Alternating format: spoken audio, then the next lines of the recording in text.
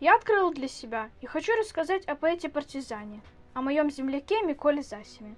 В партизанских отрядах он провел все годы до полного освобождения Беларуси и является единственным поэтом в нашей стране, который отразил партизанскую эпопею от ее начала и до конца. Распухла зямліца ад людскіх магіл, сонцу дзівіцца праз дым няма сіл. Енкі і стогны грымоты глушаць, рэкі людскою крывёю брыняць. Моя пружанская зямліца, твае палі і сінь нябёс не будуць бачыцца і сніцца, куды б мяне не кінуў лёс.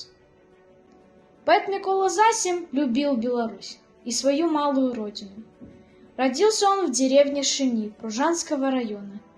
Его имя носит Шиневская средняя школа, где постоянно действует экспозиция, посвященная Засиму. В дни Великой Отечественной войны Микола Засим, как и тысячи белорусов, встал на защиту Родины. Он партизанил в родных местах. Духовным оружием поэта были его стихи. И по дымку ялінцаў абгарэлых знайду я партызанскія кастры, як честный воин у баі загину, але не отступлю назад. Микола Засим — это человек с огромной силой духа, которую не сломать. Родителей поэта расстреляли фашисты. В образ голуба татулі, і ў маршчынах маткі твар. Трапнай зробяць мою кулю і распаляць помсты жар. Наша центральная районная библиотека была названа в честь поэта Миколы Засима.